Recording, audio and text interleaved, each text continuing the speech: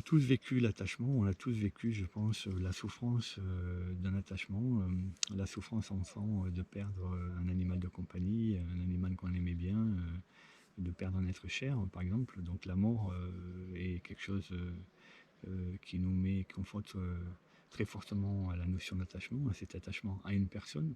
Et justement, la mort fait que euh, on ne reverra plus cette personne. Donc cet attachement est d'autant plus fort et d'autant plus difficile à vivre qu'il n'a pas de possibilité de revenir en arrière. Voilà.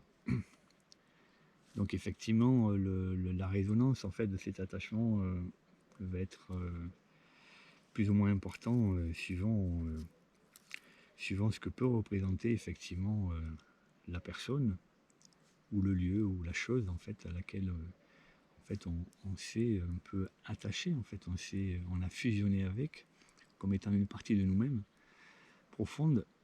On s'est identifié, on a pris cette partie, on l'a mise en nous. Euh, Pas nécessairement pour combler quelque chose, mais aussi parce que dans un grand élan aussi de passion, dans un grand élan d'amour, ce besoin de pouvoir tout englober a fait que cette personne qu'on a rencontrée, par exemple, ce pays où je suis né, cette maison où j'ai habité, cet animal qui m'a accompagné, ce père, ce grand-père, cette grand-mère qui était là à côté de moi, est devenu très important dans ma vie, et aussi parce que j'ai fait la place. Je lui ai fait la place, je leur ai fait la place dans ma vie, et que je n'ai pas eu peur justement de leur faire la place dans cette vie-là, dans ma vie à moi. Et donc le jour où tout ça disparaît, je dois faire face justement en fait à cette disparition, à ce vide en fait qui va apparaître, mais qui apparaît parce que justement le lien d'attachement est un lien physique, est un lien matériel, alors qu'il devrait être plutôt un lien immatériel. Alors il est les deux en fait au départ, il est aussi immatériel et matériel, mais malheureusement en fait notre construction personnelle, notre mental, notre ego va faire que on va en faire un lien vraiment physique, un lien matériel, un lien d'existence visible, concret, qui a une forme, une identité, etc. Et donc dans cette perte à un moment physique de cette personne qu'on aimait, voilà, de ce grand-père, de cette grand-mère, de cette maison, de ce pays qu'on doit fuir, par exemple, parce qu'il y a la guerre ou parce qu'on en est chassé, il va y avoir une part de nous, en fait, qui va se sentir dépouillée, en fait, qui va se sentir complètement vidée, arrachée, une partie de nous qui disparaît, qui va être comme détruite, en fait.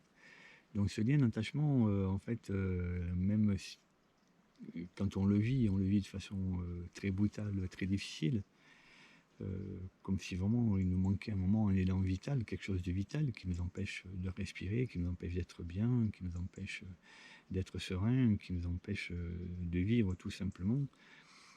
Et on ressent vraiment très fortement physiquement ce manque en fait, cet arrachement en fait, cette disparition. Voilà, et c'est vrai que dans ce lien d'attachement, quand on vit cette séparation, on vit cette perte, on entre vraiment en deuil. Et donc, comme le deuil d'une personne qui est morte de la même manière. Et donc, ce lien d'attachement, cet attachement va nous renvoyer à des choses difficiles que nous devons affronter, en fait. Que nous devons affronter seuls par nous-mêmes, puisque, en fait, l'autre ou la chose n'est plus là pour venir nous secourir, nous aider. Au départ, c'est quelque chose de positif. On s'attache, on crée ce lien, en fait, qui est un lien d'amour, justement pour donner de la vie, pour se donner de la vie à soi, pour donner de la vie aux autres, en fait. Voilà, parce que c'est une forme de reliance. Donc il ne faut pas amener de jugement, en fait, sur ce lien d'attachement. C'est tout à fait naturel. Nous sommes nécessairement liés partout. Nous sommes nécessairement en interconnexion avec tout. Nous sommes nécessairement aussi en intrication avec certaines choses. Et l'intrication, elle est quantique. L'intrication, elle vient de cet univers quantique, cet univers multiple, non local, etc. Et dont en fait l'énergie primordiale, en fait, ou peut-être une des lois les plus importantes, est la loi d'amour. Voilà.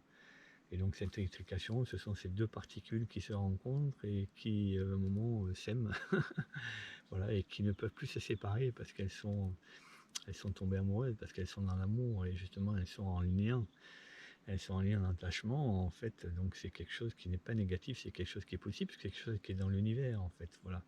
Et donc, quelle que soit la distance où ces particules vont être, quel que soit le moment, en fait, elles seront toujours en lien. C'est-à-dire que quand l'une va ressentir quelque chose, l'autre va le percevoir. Quand l'une va penser à quelque chose, l'autre va sentir cette pensée, etc. Voilà.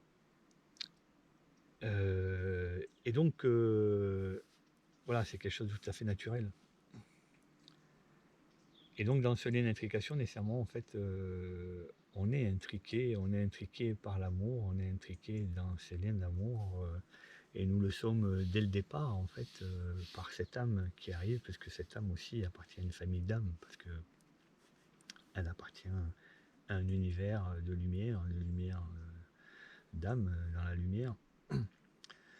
Et donc, nécessairement, en fait, cette énergie, cette vibration, cet amour qui est là, et que porte l'âme en elle, cette énergie, cet amour véritable, cet amour inconditionnel, qu'on peut appeler inconditionnel, hein.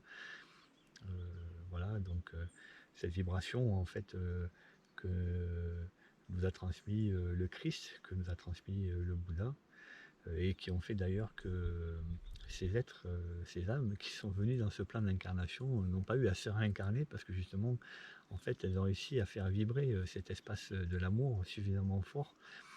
C'est-à-dire qu'elles ont réussi, en fait, à conserver cette énergie, cette vibration, cette essence d'elle-même, c'est-à-dire cette essence d'âme.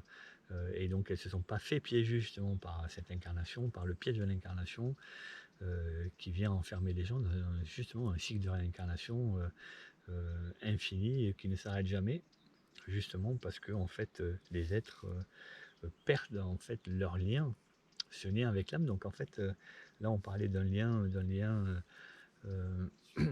d'un lien d'attachement en fait avec quelque chose de physique, de terrestre, en fait, parce que c'est ça dont on parlait.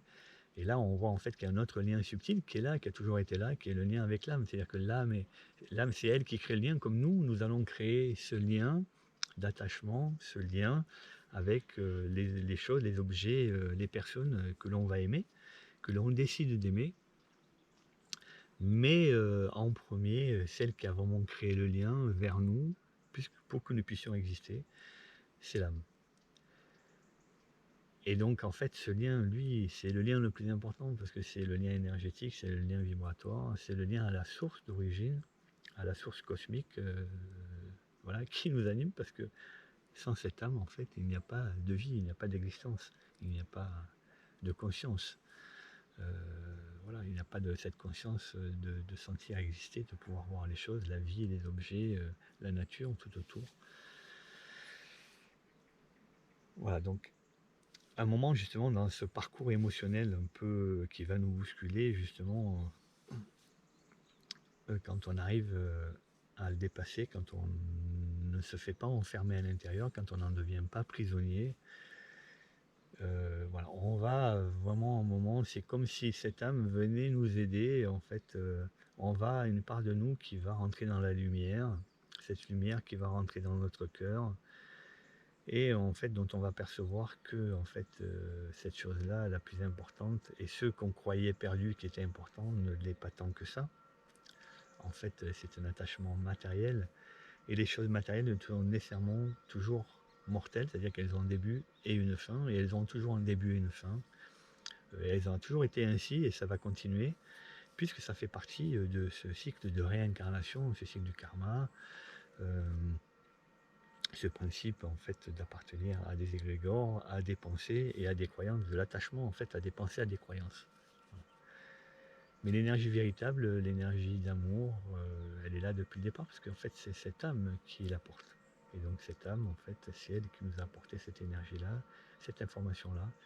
Donc en fait, à un moment, si on sait vraiment se relier à ce qui est important, à ce qui est important en nous, à cette part subtile, qui n'est pas nécessairement visible et qui ne se fait pas remarquer, hein, mais qui va venir peut-être à certains moments nous aider un petit peu,